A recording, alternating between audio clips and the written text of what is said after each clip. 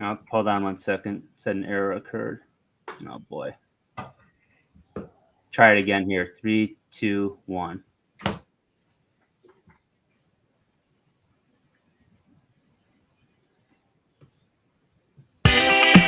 It's the Sports Peninsula podcast coming up. The Lions are coming off a Week 5 bye and are poised to head down to Arlington to take on the Dallas Cowboys in a 4 p.m. game this Sunday. The Lions needed this bye week to get healthy, and it appears that week off was the elixir. We'll preview the upcoming game in Dallas and review the victory on Monday Night Football against the Seattle Seahawks as well. Now here is your Sports Peninsula team. Welcome, everybody, to the Sports Peninsula podcast. My name is Dave Brzezinski Drew. We're talking Lions football once again. I'm joined by Coach Andy Shield of Marine City Mariners. Coach, how you doing? Doing well, Drew. We're recording here on a Friday night, which is very, very odd for myself, at least, for now, at least for the time being it is. But yeah, we're playing Saturday afternoon over at Memorial Stadium in East Point versus the East Point Shamrocks for their homecoming game, 1 p.m. tomorrow. So yeah, I'm here and getting to do some fun things with you and talk about some Lions here on Friday night. Yeah, this is bye week last week, and I remember before the season we were a lot of fans, including us, were concerned about that being so early in the season. It's like, man, week 5, it's an 18 weeks deal here. It's pretty early. However, with the injuries the Lions had going into the bye week, man, it seemed to be what they needed, Coach. Oh, yeah, they got right. They got right physically. I mean, if you see their injury list, that it looks mighty clean as compared to our opponents. Really, that's been week in, week out. And again, hey, that's a little bit of luck of the draw in this sport because, there are injuries occur in football. They just do.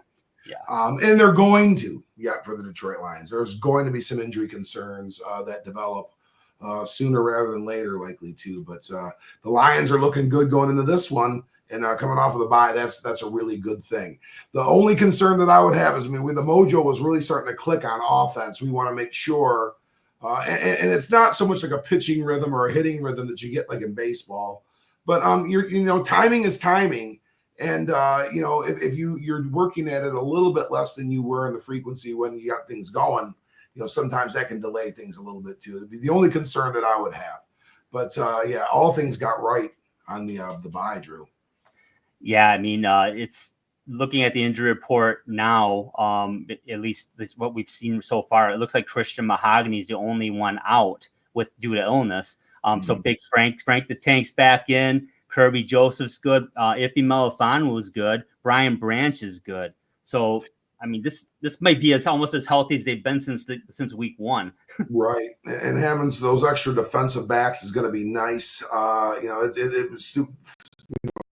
The physicality of the Seattle game with the wide receivers that they were running out there. Carlton Davis played an outstanding game. He had a couple of penalties on DK Metcalf, but he played an outstanding game. You saw why they got him.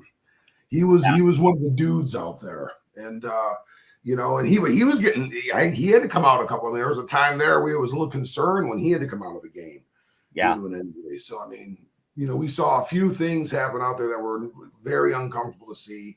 Laporta, we were, that was, a concern once again. So, that was a very physical game, but it's going to be good to have those guys back.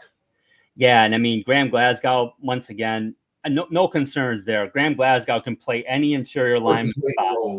Yep. He's just tremendous value. Oh my goodness. And then Iowa Sika coming in, playing left guard, played a great game. Tremendous value. He has tremendous value. And I think he can really be a backup left tackle too. And he can also do and flex out and do that and give us that. These are guys like an Iowa Sika is a guy on a good team.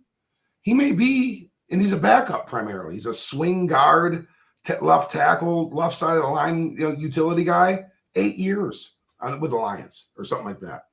Yeah, they have great worth, for an organization like this because when injuries happen, plug and play, let's go. And we had Glasgow, Zeitler, and Iowa Sika. I mean, we were really able to establish all the things that we wanted to still. Yeah, I mean, 42-29 win. I mean, like I said, finally, it was on the screen there. Finally, they beat the Seattle Seahawks, Yeah, right? right. They still had to score 42 points, but they only allowed 29. That's the beauty of it. And the last couple years, it's been 40-something to 40-something, and they've been on the short end of it. So that was good. I mean, let's face it. We knew going into that game, Seattle's offense is very good. It is very good. I mean, you cannot double cover any of the receivers because one of them is going to get you. And you got to be concerned about the run game. Now, I thought the Lions played the run very well in the first half. Second half, Kenneth Walker III, he didn't gash them for yards per se, but he had 3 touchdowns in that game. He was very stout. Good hard running. That play against Anzalone, when Anzalone tried to basically suplex him twice and he didn't go down, that was amazing. That's a wrestling background right there. Yeah, Kenneth Walker was a very difficult tackle, and the Lions played good defense in spells, especially in the first half. The defense was lost for a while there. I mean, they were hemorrhaging players, and they were mismatched. And we've seen it with Geno Smith-led offenses time and time again. They just were perplexed.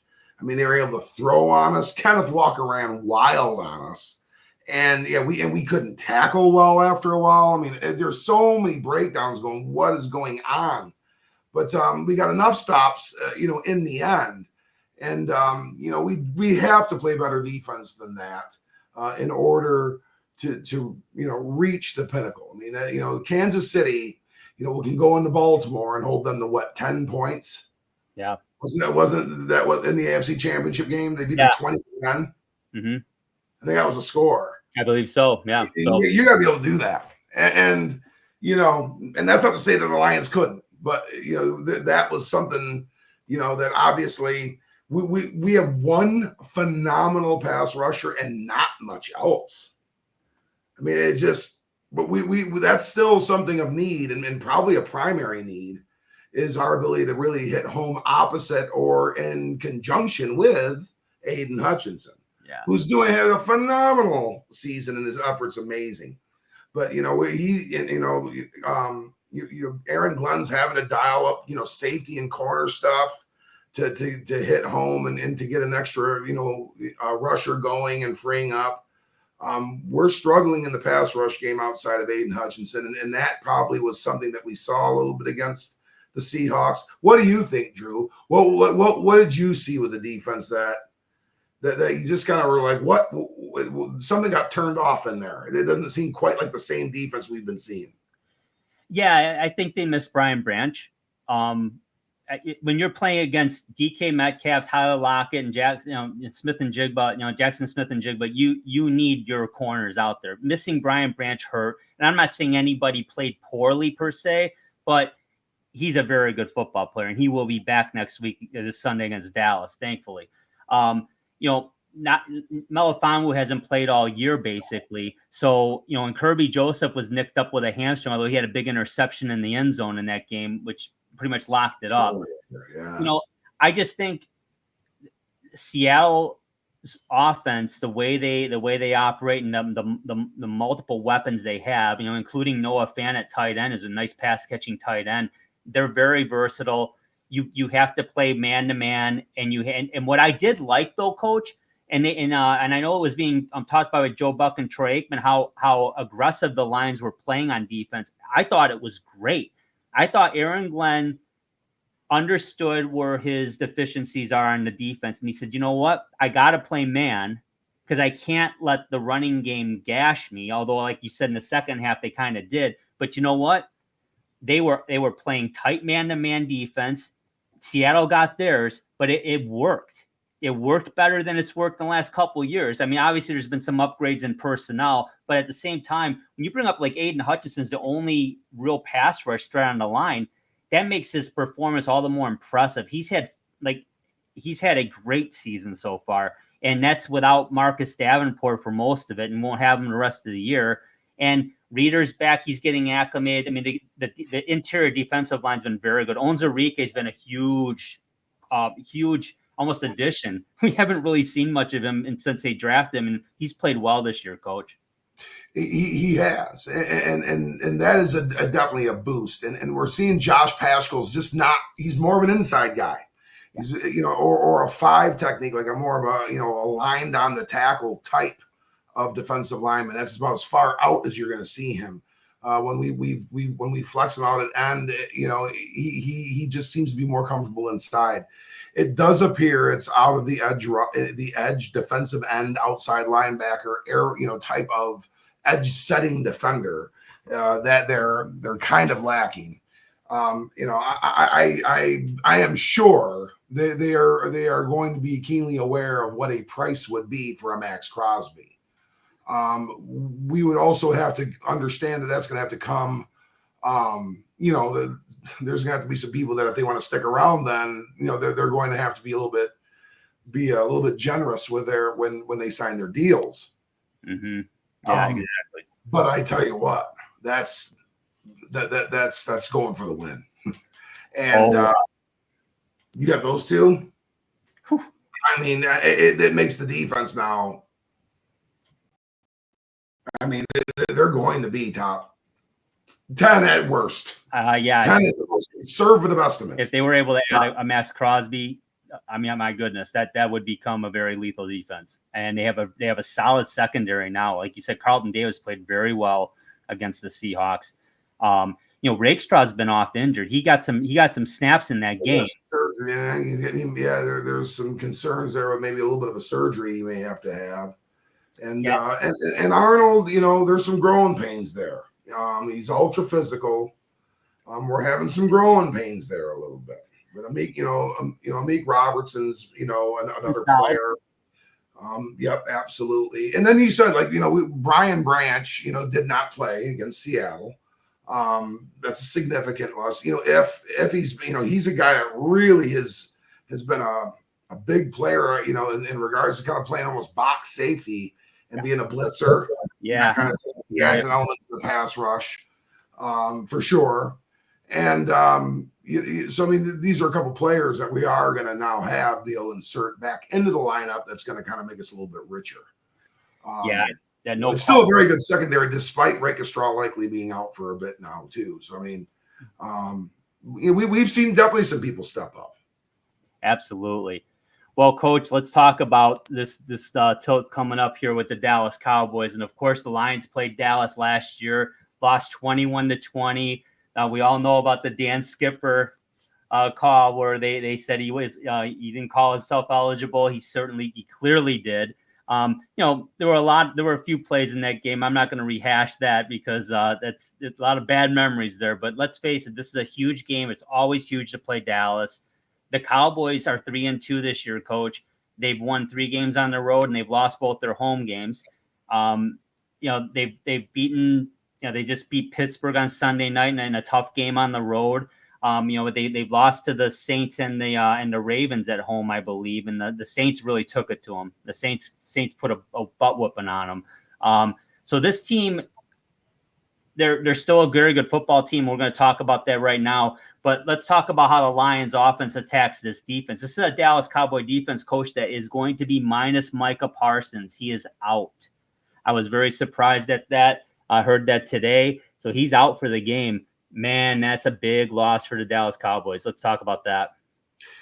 Yeah, I mean, and it's been a couple of weeks now too, and he is such an impact defender. I mean, we were talking about Max Crosby a minute ago, but Micah Parsons is right there with him as impactful of a front defender there is in the NFL, and in some ways, Micah Parsons' athleticism allows him to move around the front even and be utilized differently. So, I mean, that is one big piece that the Lions aren't going to have to block or shade away from Jared Goff or our run game.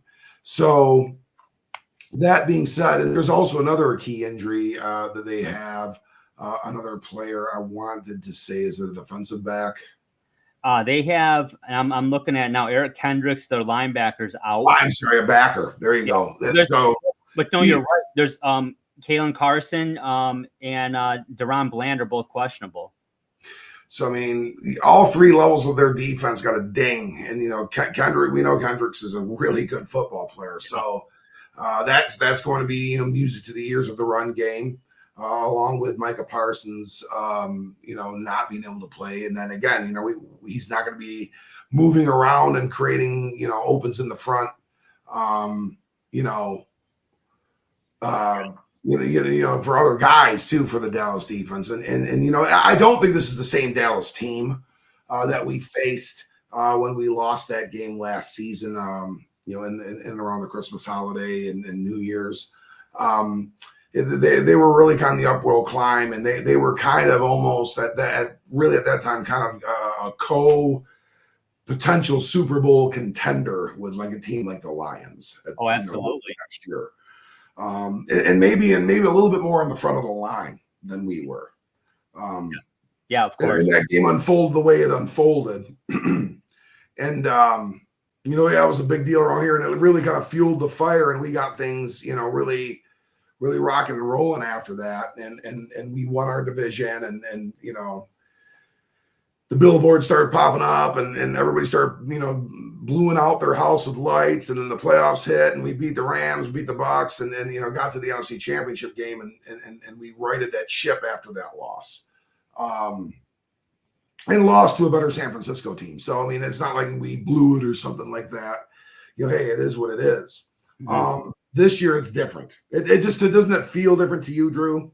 It really does. I think there's honestly this year.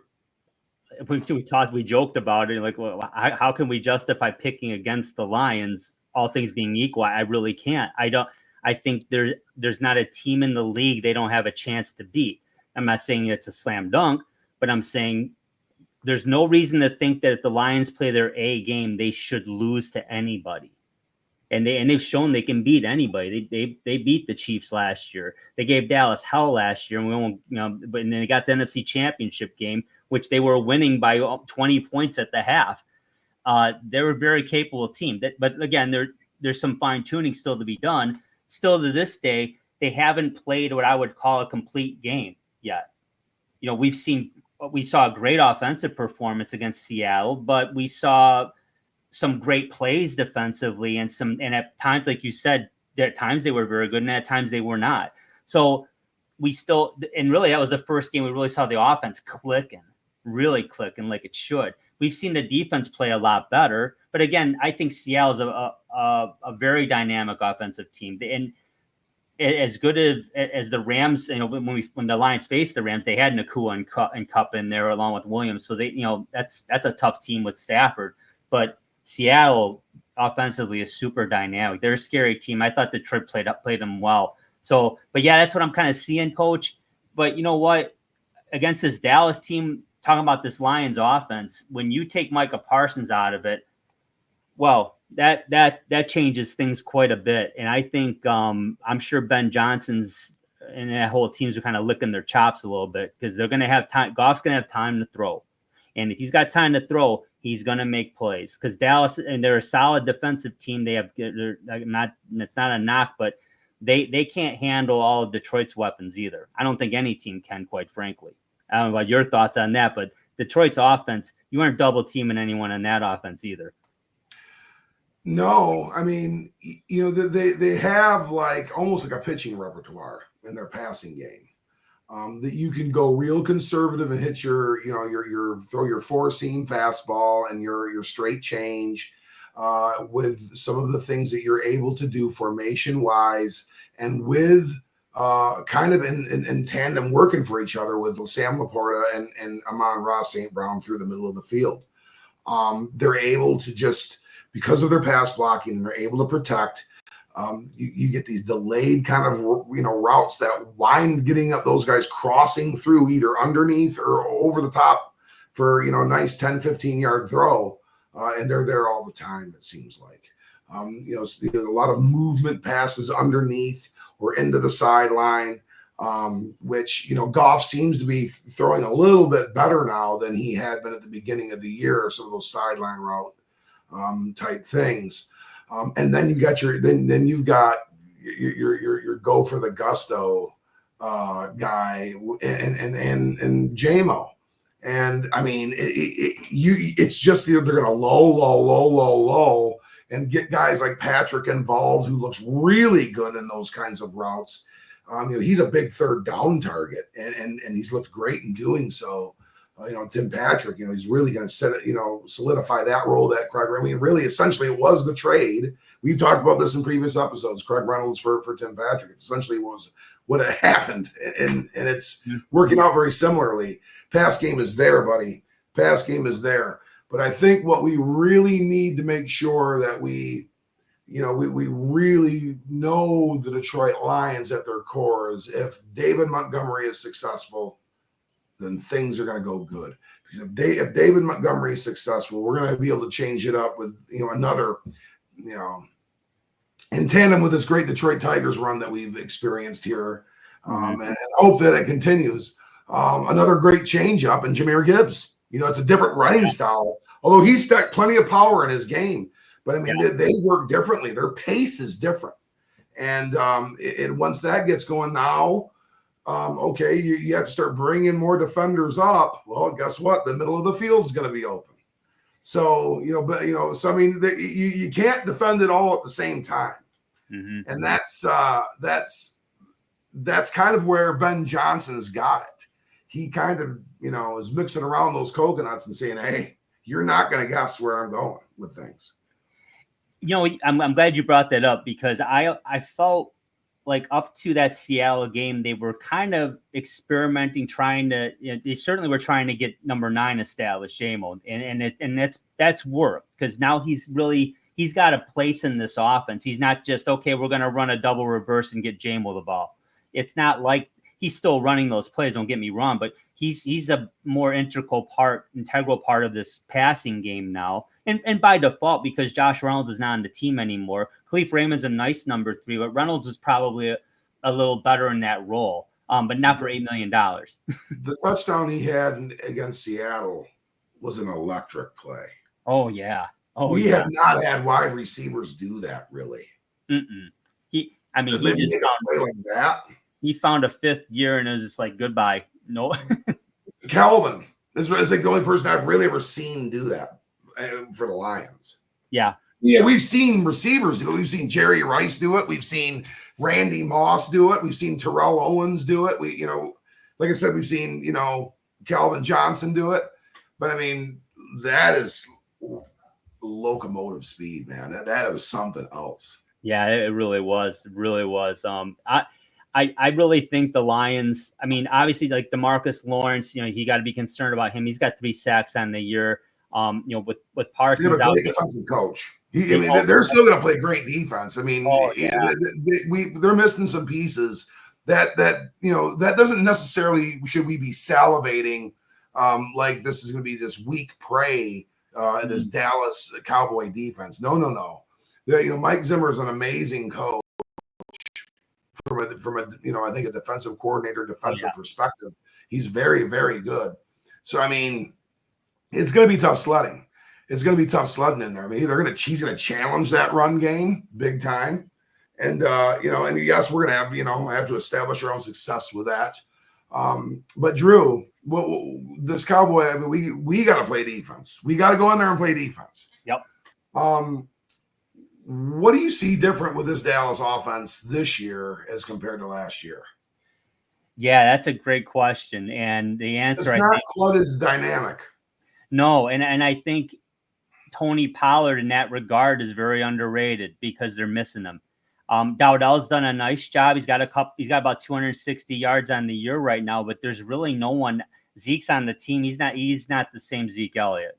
He's not.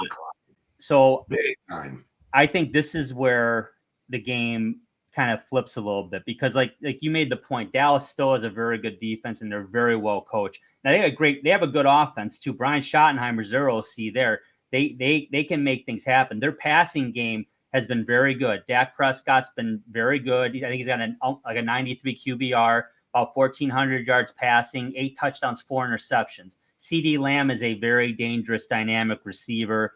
We know that. We've seen what he can do. Everyone has. But I think this is where the Lions need to excel. They need to get a lot of pressure on Dak, which they were able to do in that last game, and they put him under duress. Now, of course, the Lions are still missing Derek Barnes, and they're going to be missing him for a while. But at the end of the day, if they can get a good pass rush against Prescott, they need to force him to throw the ball and keep him in the pocket. And they were able to do that with Kyler Murray very well against the Cardinals. I think the same kind of mindset's there, but Prescott, he's certainly mobile, but I don't believe he's the same threat as a Kyler Murray or a Lamar Jackson to run. So I think that might be the elixir there, Coach, but I don't know how they're going to defend like CeeDee Lamb and company, but I think really what the Lions need to do is really focus on forcing Dak Prescott to throw from the pocket and put him under duress.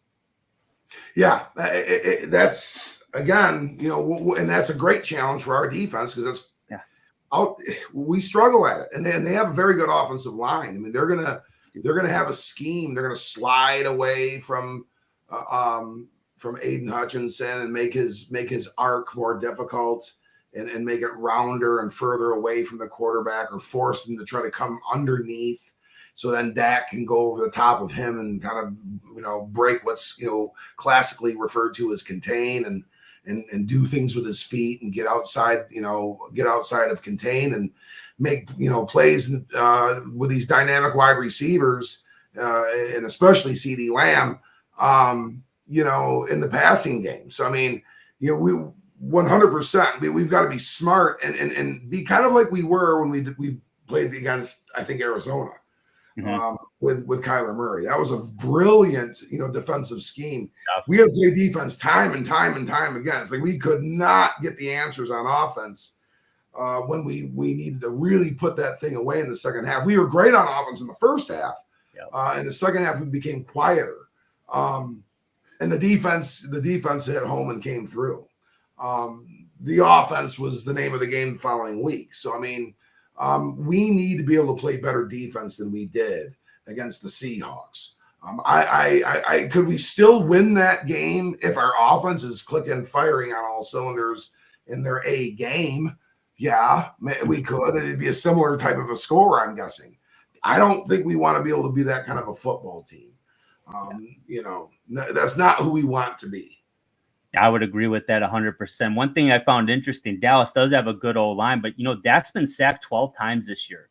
So in 5 games, he's been sacked 12 times.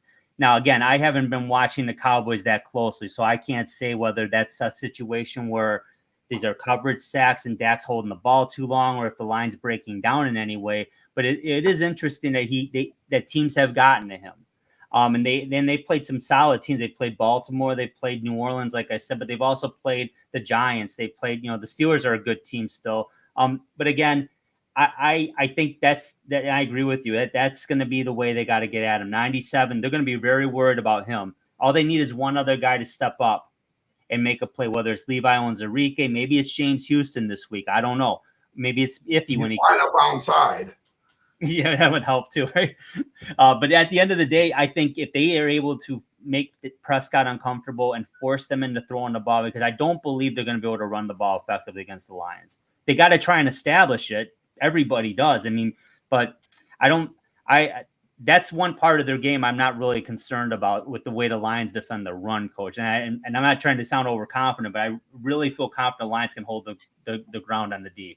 No, I think when you're playing highly competitive teams like you do in the NFL week in, week out, yeah, that's number one is you stop the running game. That's still still the antithesis of defensive football. And if you can run the football, you can manage the clock. You can get the extra possession. Advance the ball in a more high percentage way. There's less chance of a turnover.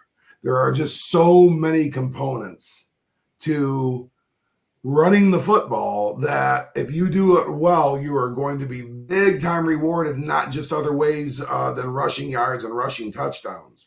you're going to be a very successful football team in most case scenarios. So, I mean, yeah, we've got to eliminate that run and make Dak Prescott beat us. Now, is Dak Prescott the type of quarterback that can beat you? Yeah, he can. Mhm. He can.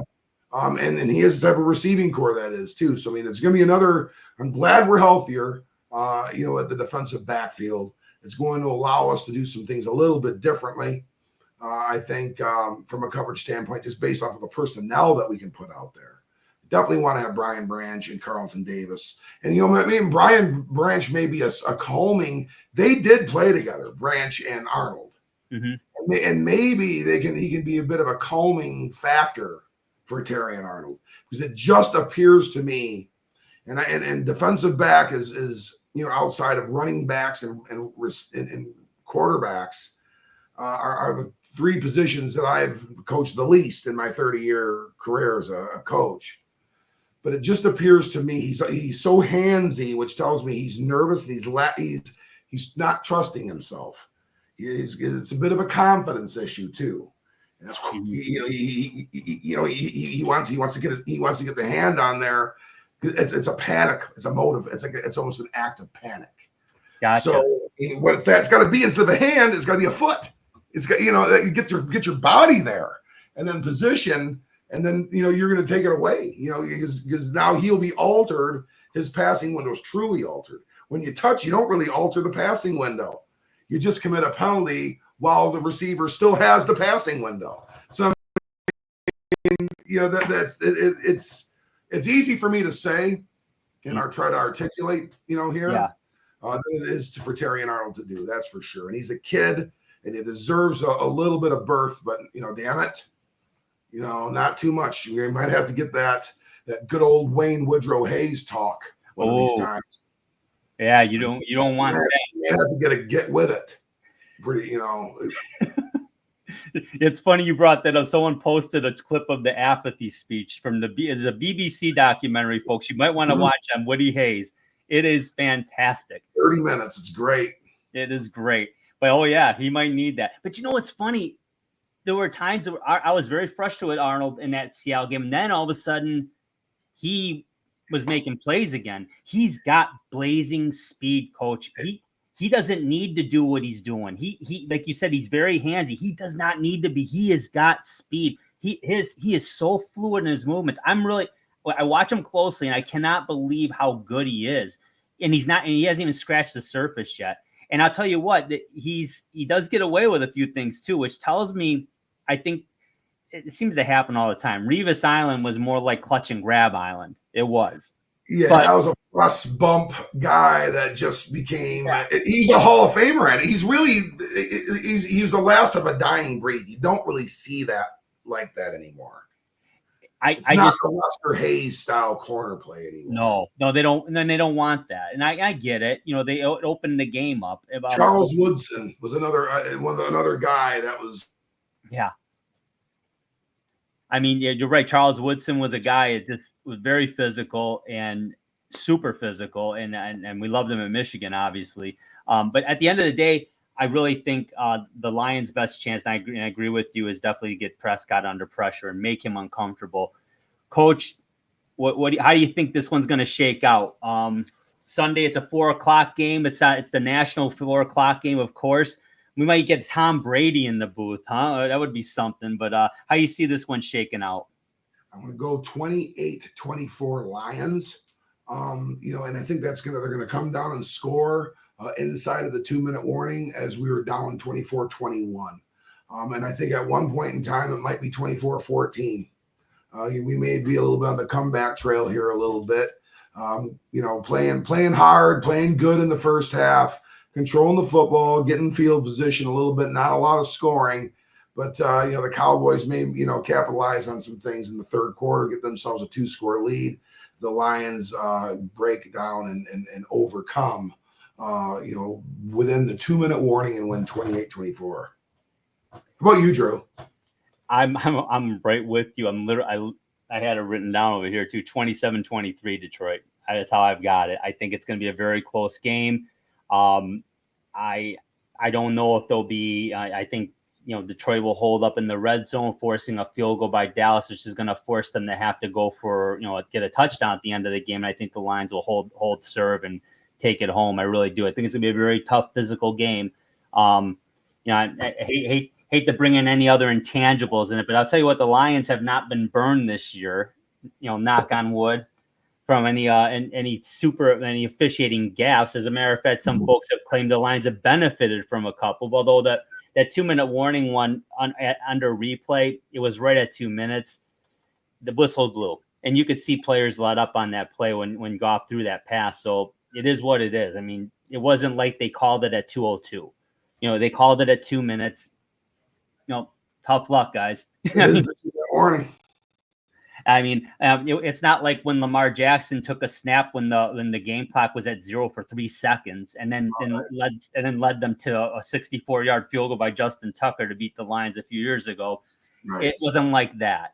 So, I think again, it's going to be a very similar game to last year. There's just this Lions team just got something going, and they had it last year, and it seems to have continued.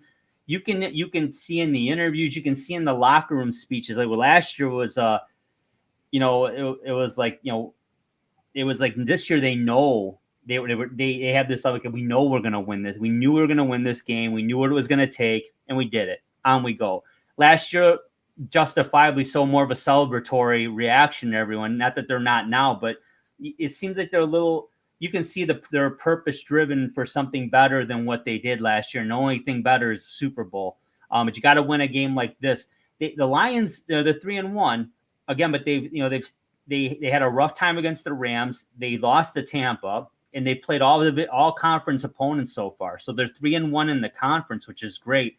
They need this one to be 4-1 in the conference. That conference record is what had them in the 3rd seed last year versus a 2nd seed, I believe. So this is an important game, and I wouldn't call it a statement game, but you certainly want to plant the seed in your opponent's head that you may face in the playoffs this year. Yeah, we got you.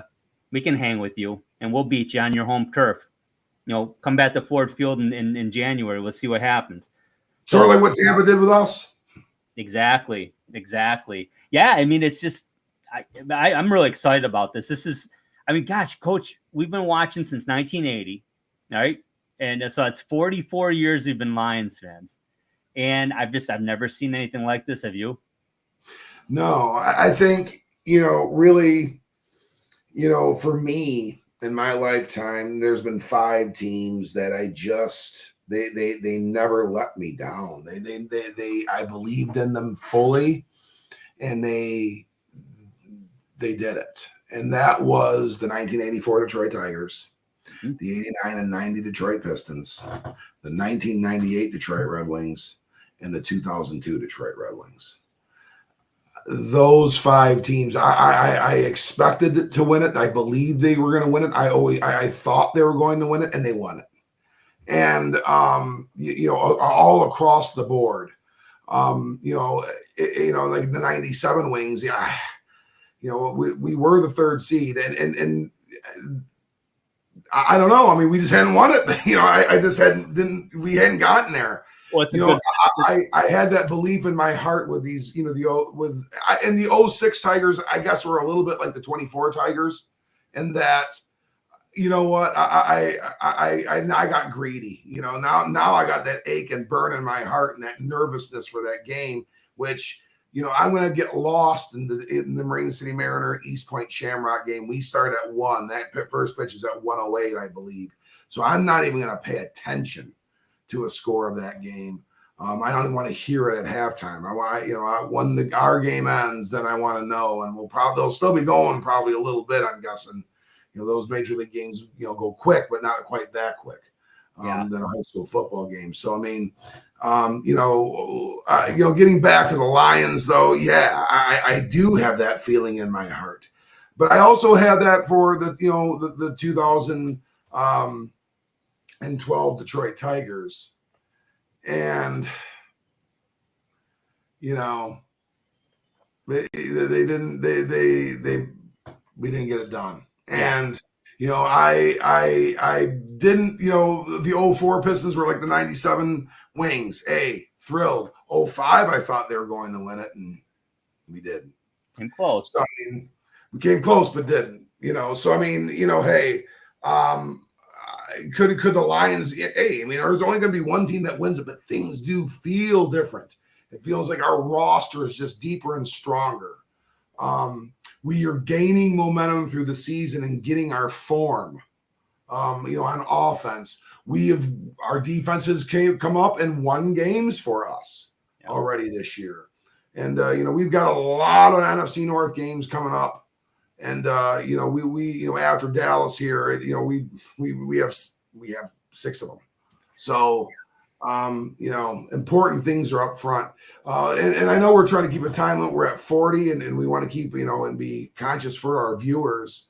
But one last say, you know, and my feeling is tomorrow at 108, like I said, I'm going to be preoccupied in my own game that I have to coach in.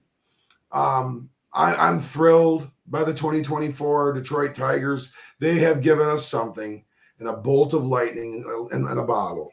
That is something that we'll remember forever. Some of these kids, well, we're not going to really see again, not in this state, not in this fashion, because we really need to upgrade, you know, in a more of a you know, if you look, I mean, Cleveland's bullpen's that much better than ours. You know, they've got maybe their hitting is that much better than ours. So I mean, we now know where we're at, and we may win this game tomorrow, and let's hope that we do. But when this thing comes to an end, we can't be critical. We have to be, I guess, critical in a different way, in which we have to be kind of finite. Who do we need to replace? And then ultimately, who's going to replace them? But Drew, what are your thoughts about that game tomorrow at 108 and down in Cleveland? It's unique, and I guess this comes with my age too, I suppose. I had no expectations for this team this year, none.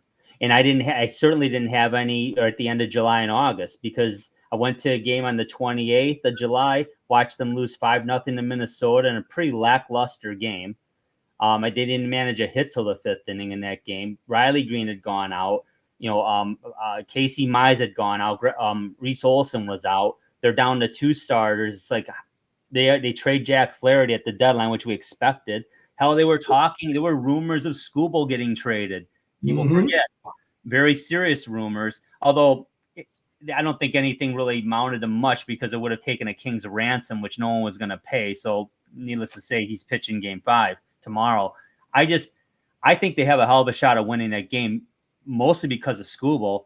But this team, think about it. No, there's nobody on this team that hit over 280 other than Kerry Carpenter. But yet, you know, Riley Green, even though he hit in the upper 260s, he's a sabermetrics machine. He's a very good baseball player. Mid 900s, I think. Yeah, OPS. So I mean, he is all-star caliber OPS player. He is. Yeah. He's a guy you don't want to pitch to. But you know, there's going to be some tough decisions. You know, as much as you like a Spencer Torkelson, can you really afford to have a first baseman hitting 219 for you? That's tough. Can you really afford? You can't afford to have a Javi Baez at shortstop unless somehow this hip surgery cures what ailed him. I'm not on it. And that's what's so crazy. We sold the deadline Jack Flaherty and got our starting shortstop. Who I like Trey Sweeney a lot. I would like to. We got to see him more next year. He's got to hit a little more, but he's a nice player. He is a good player. I like him. That's why I think Baez at the top value of Baez is our DH. Yeah, to be honest, you're right.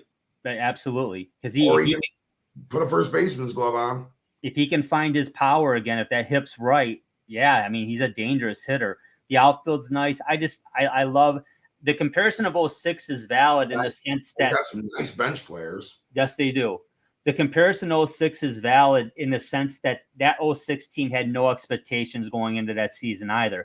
But the big difference was that team from out of the gate started out hot, and they stayed hot, and they were up. They were leading that division for most of the season. This team, there's no comparison in my mind of a Tiger team because only the 73 Mets have done what they've done. Mm-hmm. So there's no comparison. As we've seen great teams in Detroit Tiger history, no question. We've seen surprise teams like the 06 team.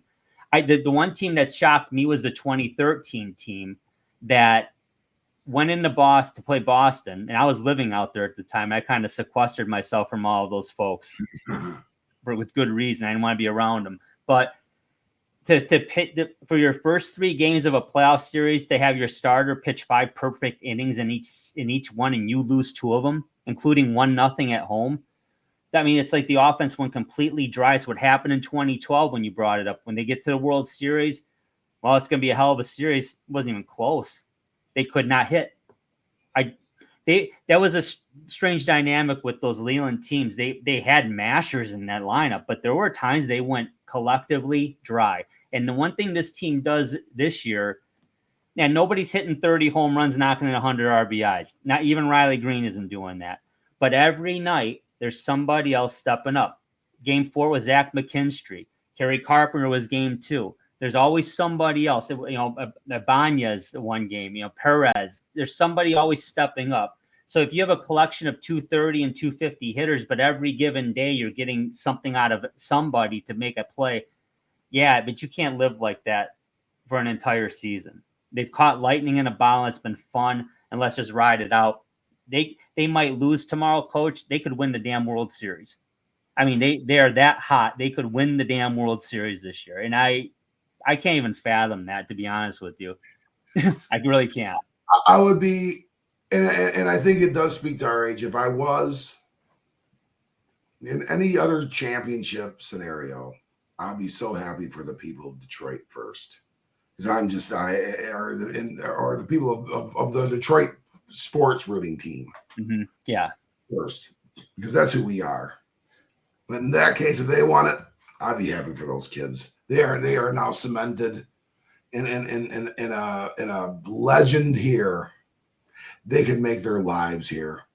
They could, because they when their careers would end, and many of them, it would end probably in the next 3 to 4 years, they would have their employment and be here forever.